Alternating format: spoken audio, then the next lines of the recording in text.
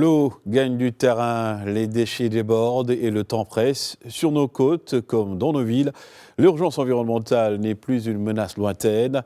Elle est déjà là. Et dans ce numéro de Croissance Verte, mesdames et messieurs, deux grandes questions. Dakar peut-elle encore faire face à la montée des eaux? Qui doit agir pour éviter le pire? Et pendant que les risques augmentent, une autre bataille se joue, celle de la valorisation des déchets. Peut-elle créer massivement des emplois ou sommes-nous en train de rater une évolution économique et écologique? Pour en parler, deux invités engagés. Fadel Ouad, activiste environnementaliste, que nous retrouvons en direct de Dakar. Merci à vous, Fadel, d'être là également pour répondre à cette invitation. Merci beaucoup. C'est moi qui vous remercie. Merci. Et nous serons également avec Abdraman Sanogo, consultant spécialiste de l'environnement et de l'énergie. Bienvenue dans Croissance Verte, Monsieur Sanogo. Allez, merci de m'avoir invité. Entre valorisation des déchets et création d'emplois, les grandes côtes comme celle de Dakar fait des ravages en matière aussi d'eau. Les vagues plus hautes que d'habitude aussi plongent plutôt des centaines de familles dans le désarroi, prises au dépourvu. Des associations bénévoles naissent, elles appellent à l'aide dans l'attente de mesures gouvernementales durables. Olivia Bossal et Chernao ont visité tour à tour les localités côtières de Anne, de Thiaroye-sur-Mer et de Bargny-sur-Mer.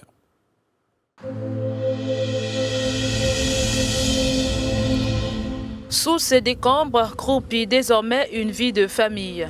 Des années de souvenirs emportés par les vagues de la mer. C'était 11 août 2025, cette nuit où tout a basculé pour ce père de famille.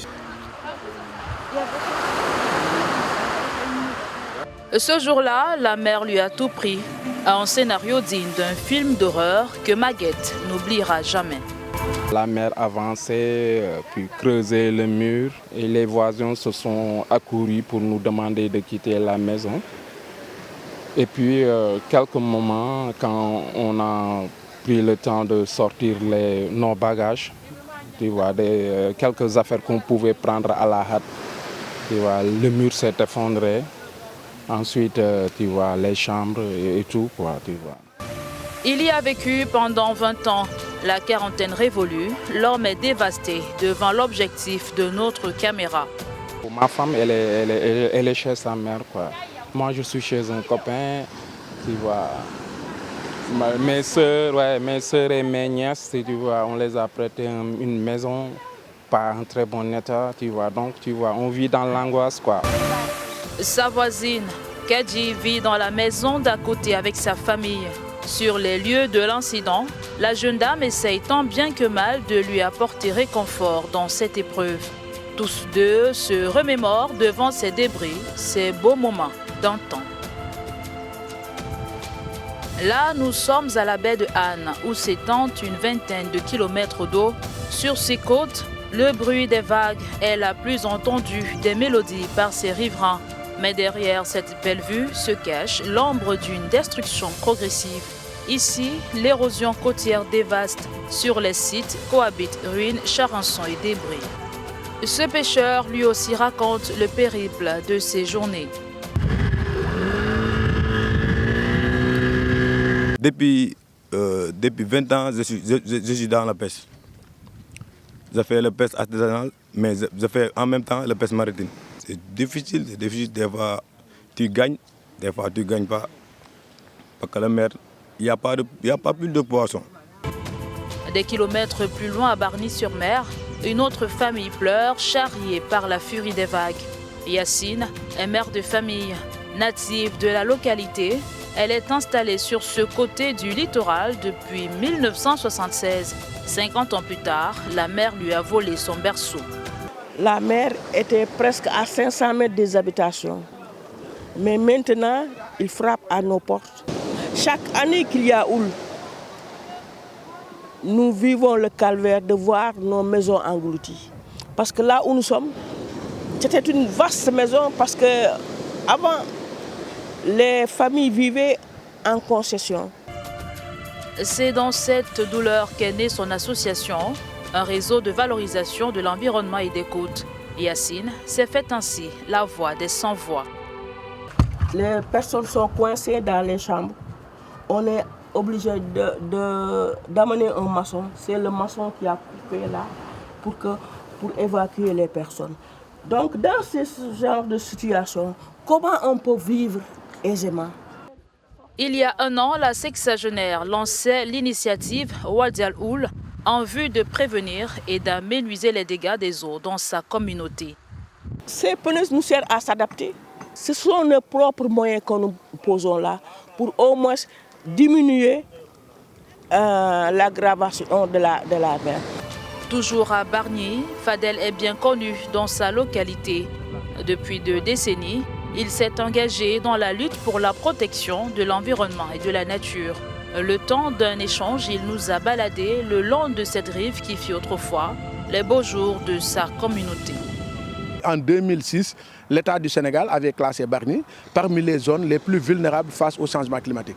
Le ministre de l'Environnement qui est venu à Bargny nous a fait une proposition. On était très heureux parce qu'il a dit qu'il a une ardoise de 800 millions pour faire des enrossements sur une distance de 600 à 800 mètres. Au littoral de Thiaroye, l'alerte est aussi au rouge. Ousseynou est le secrétaire municipal de la commune de Thiaroye-sur-Mer. En 2022, près de 250 ménages étaient menacés par l'avancée de la mer, où nous avions constaté qu'il y avait des bâtiments, des maisons qui étaient détruites. En 2024, nous avons subi la même situation. Pour gérer vraiment ce phénomène de région côtière, nous avons un plan de restructuration urbaine et de régularisation foncière de Thiaroye-sur-Mer et environ. Nous avons 3 sites de recasement qui sont identifiés, qui existent. À côté des politiques publiques et autres solutions endogènes, ce spécialiste préconise un plan d'adaptation spécifique aux besoins des communautés les plus vulnérables.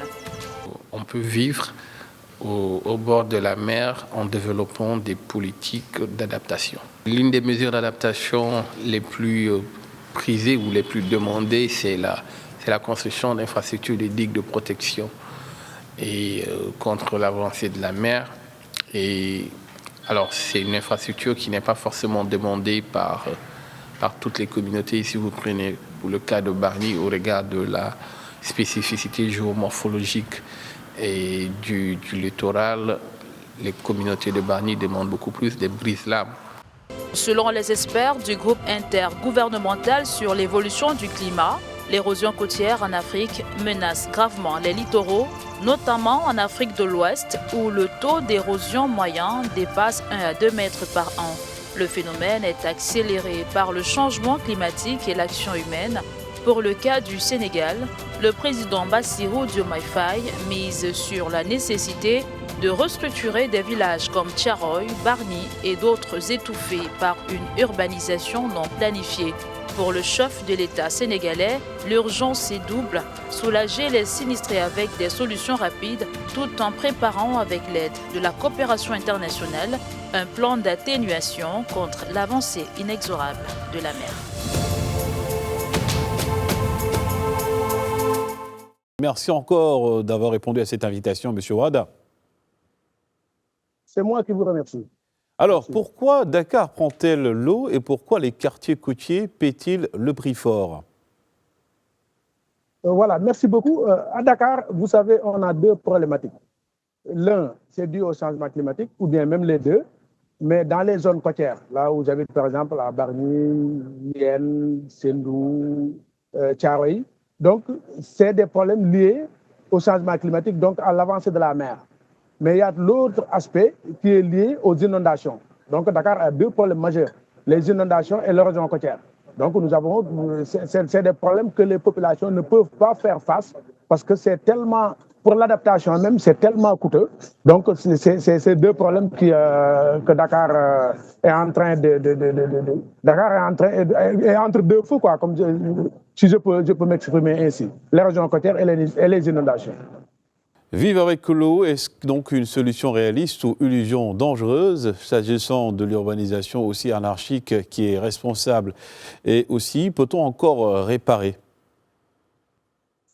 Bon, la réparation, peut-être, mais peut-être une partie. On peut réparer une partie, mais il y a des zones où il ne peut plus y avoir de réparation.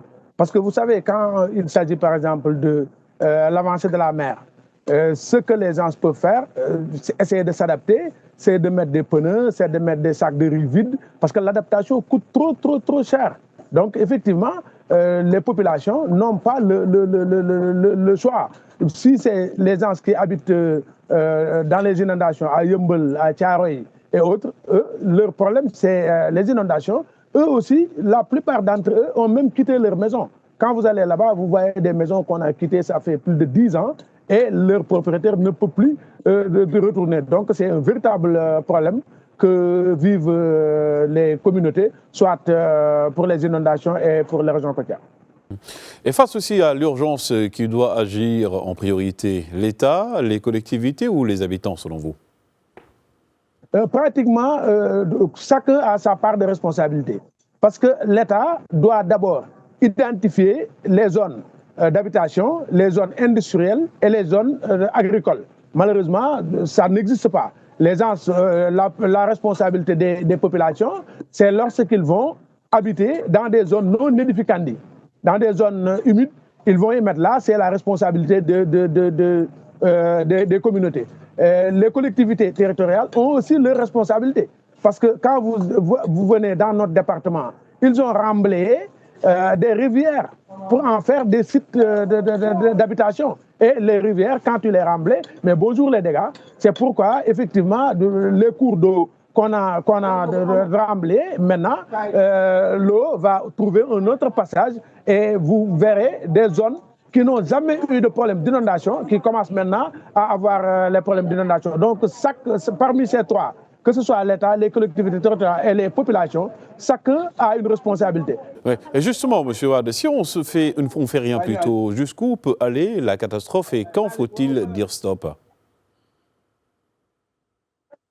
Mais la catastrophe peut aller jusqu'à ce que des villes entières, des quartiers entiers peuvent disparaître. Là où nous habitons, par exemple, actuellement à Bargny, où des cimetières sont partis, des marchés sont partis, beaucoup de maisons sont parties, la plupart des quartiers sont dans l'eau. Vous allez aussi, comme j'ai dit tout à l'heure, vers Wakhinane, vers Thiaroye, vers Nimzat, là aussi beaucoup de personnes. Donc ce qu'on risque, c'est qu'effectivement des villes entières ou bien des quartiers entiers peuvent disparaître avec tout ce que ça contient comme patrimoine historique, comme patrimoine culturel, comme patrimoine culturel. Donc si on n'y fait pas attention, si on n'y fait pas garde, effectivement c'est ça le problème qui va se passer. Et malheureusement pour les communautés, l'adaptation coûte trop cher. Vous allez à Rufisque, sur 700 mètres, ils ont mis 4 milliards. Donc les collectivités territoriales n'ont pas les moyens. L'État aussi, pour avoir les moyens, il est obligé d'aller taper sur les bailleurs. Donc on va laisser les communautés à eux-mêmes. Et malheureusement, si on les laisse à eux-mêmes, ils risquent de disparaître tout bonnement. Et il risque de disparaître tout bonnement. Merci à vous, Fadel Wade. Je rappelle donc que vous êtes activiste également environnementaliste. Avec vous, nous sommes revenus sur cette avancée de la mer, bien évidemment au niveau de Dakar, du Sénégal, mais qui concerne également toute l'Afrique. Merci à vous. Et nous allons aussi tout de suite retrouver notre second invité. Il s'agit bien évidemment d'Abdraman Sanogo, pour revenir aussi toujours en matière d'écologie. Mais avant, aussi, parlons de cette actualité. Monsieur Sanogo, l'avancée aussi de la mer, on en a parlé. Il s'agira aussi avec vous de parler aujourd'hui d'écologie et aussi d'économie en quelque sorte. Entre valorisation des déchets et création d'emplois, les entrepreneurs verts démontrent que l'économie circulaire est une véritable levier de développement durable au Sénégal. Il allie à la fois passion, responsabilité sociale et engagement écologique. De plus en plus de citoyens d'ailleurs s'intéressent à ce secteur écologique. Découverte avec Sirmi Boukaka et Moussa Dir. Dans son atelier improvisé, ce jeune homme transforme des déchets en véritables œuvres d'art. Même à distance, les matériaux utilisés suscitent l'admiration. Omar a lancé ses premiers projets environnementaux il y a 2 mois, suite au challenge proposé par un mouvement religieux dont il est membre. Engagé et créatif, il utilise des objets recyclés pour réaliser des portraits avec passion. Celui d'aujourd'hui est destiné à un membre de sa famille et lui a pris environ 2 heures de travail. Oui, c'est mon grand frère sur la photo. Comme je travaille dans la gestion des déchets, c'est comme ça que l'idée du recyclage m'est venue. Je l'ai appelé créativité, c'est-à-dire créer des choses à partir des déchets. C'est ainsi que l'idée m'est venue de récupérer des cartons et des bâtons. J'ai ainsi réussi à créer une photo de mon marabout avec, ce qui a été bien apprécié. J'ai même eu par la suite une commande de ma belle-sœur. Ce jeune homme sénégalais valorise les déchets qu'il collecte à Mbebus, à plus de 25 km de Dakar. Carton, plastique, métaux ou papiers usagés, tout devient matière première pour ces portraits vendus entre 2500 et 4000 francs CFA, soit entre 3,81 € et 6,10 €. Certains m'ont même suggéré de créer un compte TikTok pour y publier mes créations, mais je ne l'ai pas encore fait parce que je souhaite d'abord organiser une exposition pour vulgariser et faire la promotion de mes tableaux réalisés à partir de déchets. Une exposition à laquelle je compte inviter les responsables de la SONAGED, la Société nationale de gestion des déchets, et tous ceux qui sont impliqués dans la promotion de l'environnement. Comme ça, ce sera l'occasion de sensibiliser le public sur les opportunités qu'offre le recyclage des déchets. En parallèle de son activité principale à la Société nationale de gestion des déchets, Omar s'est lancé dans l'entrepreneuriat vert. Dans cette passion, il est soutenu par sa famille. C'est pas évident. Ce n'est pas évident que du jour au lendemain, une télévision comme la vôtre s'intéresse à ce que fait mon frère. C'est un geste très fort pour nous qui sommes de sa famille. Après diffusion de ce reportage, qui sait, cela pourrait peut-être lui ouvrir d'autres opportunités. L'économie circulaire s'impose aujourd'hui comme un levier essentiel du développement durable. Des entrepreneurs verts de plus en plus conscients de leurs responsabilités environnementales et sociales voient le jour. À Yoff, dans la capitale, Aminata a installé sa boutique de cosmétiques naturels. Malgré des études en sciences juridiques, elle a choisi de concrétiser son rêve.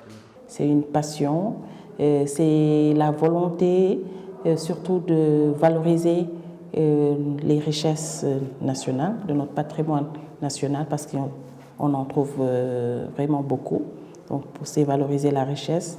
Et également, il me fallait mettre sur le marché des produits qui répondent aux normes internationales, des produits de haute qualité et des produits qui respectent surtout l'environnement. Aujourd'hui, elle propose des produits haut de gamme pour la peau et les cheveux élaborés à partir d'ingrédients naturels made in Sénégal. Toute une science. Donc à 90%, je dirais même 95%, de mes ingrédients sont des produits locaux, à savoir les huiles de baobab, bissap, moringa, les huiles traditionnelles comme le touloukouna, le nîmes. Cette jeune fille formée en administration des entreprises envisage aujourd'hui l'avenir sous un autre angle.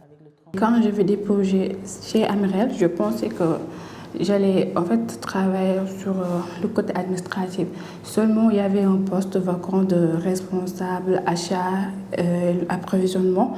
Donc, vu que j'étais très engagée et prête à apprendre, l'entreprise a jugé nécessaire de me former. Et j'ai fini vraiment par aimer. Les produits sont destinés aux femmes comme aux hommes. Aminata assure que son entreprise se conforme aux exigences professionnelles internationales. Aujourd'hui, elle veille à optimiser l'approvisionnement de ses produits. Actuellement, nous avons une large gamme de produits pour les cheveux, le visage et le corps. Donc, avec la possibilité, avec notre unité de production, de produire en très grande quantité, parce que de plus de 2000 même, de très grande quantité, on peut aller jusqu'à 2000 ou un peu plus selon la demande par mois. Les entrepreneurs Nous sommes dans le local, nous valorisons les richesses et nous mettons sur le marché des produits purs, des produits de très très bonne qualité. Il faut que les gens arrêtent de dire que le local coûte cher. Le local ne coûte pas cher. Dans certaines banlieues dakaroises, la transformation responsable est prise en compte. C'est le cas de Recyclore, une structure située à Rufisque, à plus de 25 km de Dakar, qui accompagne les communes dans la gestion de leurs déchets. Pour une gestion optimale des déchets, en commençant par la réduction des déchets, le tri sélectif et la pré-collecte sélective. Et chaque ménage était doté de poubelles à domicile pour essayer de les initier au tri sélectif. Mais en dehors du tri sélectif, il y a ce qu'on appelle l'apport volontaire. Les populations amènent directement leurs déchets ici. Pour cette écologiste, les femmes et les jeunes jouent un rôle central dans la sensibilisation à la gestion des déchets. Mais en termes d'impact, la recherche ou bien ce qu'on peut faire juste en observation, c'est qu'on observe que si on influe un changement avec les jeunes, on influe des changements avec les femmes, ça peut être des solutions durables parce que c'est des leviers qui peuvent appuyer à pratiquer, à transmettre et à tenir dans le long terme. Au Sénégal, les jeunes s'intéressent de plus en plus à l'économie circulaire. Certains y trouvent leur voie au-delà de l'aspect environnemental. Les autorités locales devraient s'impliquer davantage pour soutenir ces entrepreneurs verts. Si on arrive à faire une gouvernance autour des déchets, ça va impliquer les autorités, impliquer les entreprises de la place, mais impliquer aussi les communautés, mais aussi la SONAGED. Parce que la SONAGED est chargée de gérer tout ce qui est déchets. Mais ce qui est important aussi vraiment, c'est d'accompagner ces politiques pour arriver à un zéro déchet. Parce que le zéro déchet commence, il faut que l'État puisse accompagner les entrepreneurs verts, les acteurs aussi, pour que ces déchets puissent être utilisés comme une ressource. Selon une étude exploratoire du Programme des Nations Unies pour l'environnement, au Sénégal, une transition vers une économie verte pourrait permettre de créer jusqu'à 30 000 emplois supplémentaires, notamment dans les énergies renouvelables et d'autres secteurs verts, ce à l'horizon 2035. Et pour en savoir plus sur cette question de valorisation écologique des déchets, nous sommes avec Abdraman Sanogo, consultant et environnementaliste. Merci encore, M. Sanogo, de répondre à nos questions. Allez, c'est moi qui vous remercie. Alors, M. Sanogo, quels déchets peuvent vraiment devenir une richesse en Afrique et lesquels sont ignorés, selon vous? Pratiquement tous les types de déchets peuvent être valorisés. Mais cela dépend juste des enjeux au niveau du pays. Quand vous prenez des pays comme le Mali et le nôtre, l'enjeu d'abord, c'est la déforestation. Donc, les déchets qui peuvent être valorisés pour donner une valeur énergétique peuvent être beaucoup plus mis en avant afin de sauver nos forêts. Mais pratiquement, tout ce qu'on a comme déchets ici est valorisable. Le plastique, les déchets organiques, les métaux, tous ces déchets-là sont carrément valorisés. Justement, entre déchets, chômage, urgence écologique, pourquoi le déclic n'a-t-il toujours pas eu lieu? Justement, c'est ça la question. Au fait, il y a d'abord une méconnaissance de la filière de valorisation des déchets. Ça, c'est un des premiers points. C'est méconnu. Donc, ceux qui disposent un peu de moyens ont du mal à investir dans le secteur. Vous prenez certains domaines, par exemple, dans nos pays, notamment le recyclage des déchets plastiques pour donner des sachets plastiques biodégradables par rapport aux sachets plastiques non biodégradables. Vous prenez ce secteur, vous trouvez, par exemple, le cas du Mali que je connais, vous ne trouverez que des étrangers dans le secteur. Vous prenez aussi beaucoup de jeunes qui ont décidé de se lancer dans les activités de recyclage des déchets plastiques, ont beaucoup étonné leur entourage, puisque culturellement, on a du mal à comprendre que les déchets puissent être réutilisés, réintroduits dans l'économie. Les gens ont du mal à comprendre cela, puisque l'ancien modèle économique que nous connaissions tous était le modèle de l'économie linéaire. Donc, pour que les gens puissent comprendre que les déchets doivent être valorisés, il faut vraiment un travail pédagogique à la base et un travail de sensibilisation. GIE, start-up, coopérative, une success story isolée ou modèle reproductif et reproductible aussi selon vous? Ah, c'est parfaitement reproductible. Vous prenez le cas du Mali, par exemple, il y a plusieurs GIE qui sont carrément dans le broyage du plastique afin de fournir certaines unités industrielles qui transforment ces plastiques-là en matériaux finis, notamment en chaises, en seaux, en barriques, ainsi de suite. Donc, c'est une filière qui rapporte vraiment de l'argent et il y a beaucoup d'acteurs dans le secteur aujourd'hui au Mali. Et il y a de nouveaux acteurs aussi qui viennent sur le terrain, qui essayent d'exploiter, qui veulent s'installer. Donc, réellement, c'est pas un truc isolé. Ça commence vraiment à venir. Et plusieurs projets pilotes, justement, meurent entre manque d'argent, de vision ou de courage politique. Qu'est-ce qui bloque, selon vous? Ah, ça, c'est un peu compliqué parce que souvent, les projets pilotes sont financés de l'extérieur de nos pays. Et généralement, quand le projet prend fin, c'est-à-dire la période prévue par le bailleur extérieur prend fin, on a du mal à continuer avec le même projet faute de financement. Et cela trouve souvent aussi que les acteurs ne se sont pas préparés à être autonomes et l'État ne prend pas aussi le relais. Donc, forcément, ces projets-là meurent faute de financement. On se pose aussi cette question, on a le droit quand même de se poser aussi quelques interrogations. D'ici 5 à 10 ans, les déchets seront-ils une source massive d'emploi ou un problème hors de contrôle, à votre avis? Ah, tout dépend des actes qu'on va poser aujourd'hui. Si on arrive réellement à organiser la filière, sensibiliser la population par rapport au comportement qu'il faut, à encourager les startups, les GIE, les entreprises à aller dans ce secteur, à proposer des filières d'éducation dans nos universités par rapport à l'économie circulaire, je pense que ce serait un atout. Les déchets vont créer beaucoup d'emplois dans nos pays. Tout à fait. Mais si on ne fait pas le préalable, le travail qu'il faut, avec l'augmentation exponentielle de nos populations, les déchets aussi vont augmenter énormément. Donc, ce sera un véritable casse-tête la gestion de ces déchets-là dans l'avenir. Et cela risquera de causer énormément de problèmes dans nos pays. Et c'est pour cette raison, bien évidemment, pour une croissance verte, pour une économie durable, il est nécessaire de prendre soin de cet environnement. C'était votre émission Croissance verte. Rendez-vous est pris pour un prochain numéro, toujours sur Média TV.